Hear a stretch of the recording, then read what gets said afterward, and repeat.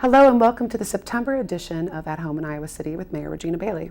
In this episode, my co-host Katie Roche and I will be talking about flood recovery in Iowa City in hopes of keeping you informed about ongoing flood recovery efforts.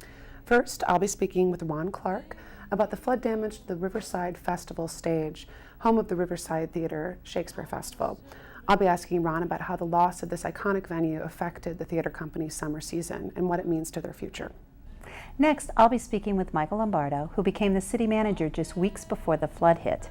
Michael Lombardo will be helping us understand some of the financial challenges we face with flood recovery, and will share his approach to leadership during this trying time. Then I'll be speaking with Ryan O'Leary, Iowa City native and member of the City of Iowa City Parks and Recreation Commission. Ryan will be sharing some of the updates on flood recovery efforts for the badly damaged city park. Christine Sheets, the president and CEO of Johnson County United Way, will be joining me in the studio as an honoree of the mayor's monthly notable nonprofit. We'll learn about what United Way of Johnson County is doing to help coordinate the huge volunteer effort needed to offset some of the expense of flood recovery.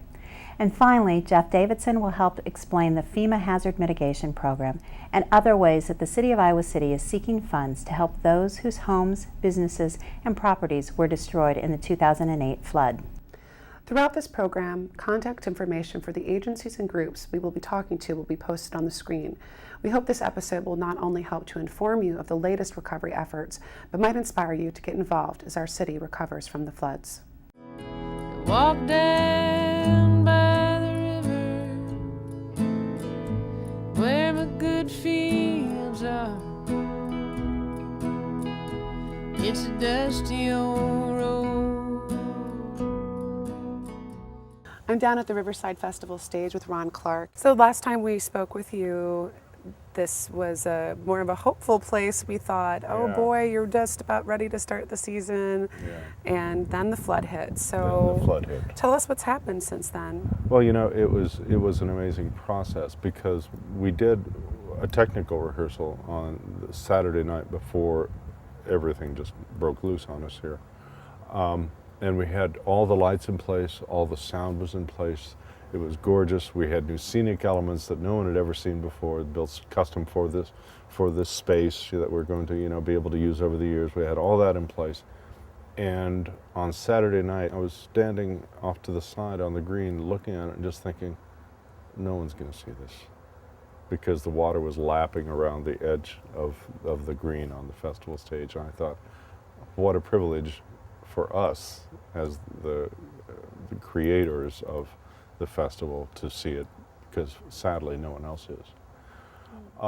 Yeah, it was sad, but out of those moments of deep sorrow comes the possibility for opportunity and for change, and that's exactly what happened.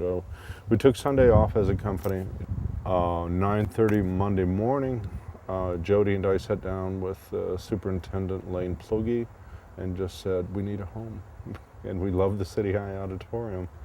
And he agreed. At noon that day, we were down here. There was 24 inches of water or so on the green, and we were carrying scenic elements, everything we could get out of here, all the costumes, all the portable props, everything, and loading it onto a truck. Truck carried everything up the long stairs to Upper City Park because we couldn't get trucks in here anymore. And that evening we had rebuilt approximations of our scenic elements of the balcony and the side platforms.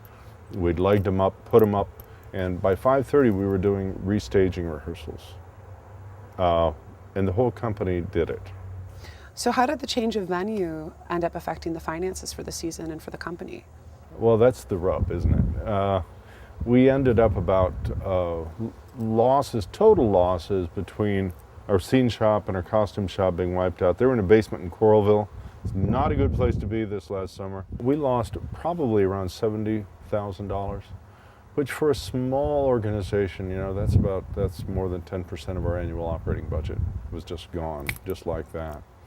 And so it's been tough.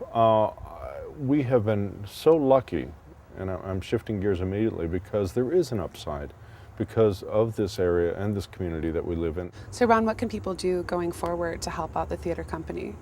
Well, come see the fall season. You know, there's nothing like doing more work to shake off the blues. And we hope people will just all become river dogs, buy passes, come see the whole season. If they haven't made a contribution, we certainly are welcoming contributions. We need to raise about another $10,000 to $15,000 to have a little cushion going into the fall so that we're not totally bare bones. Well, Ron, thank you so much for sharing with us today about Riverside Theater, and good luck with everything in the future. Thanks, Katie. You too. Thanks. Goodbye.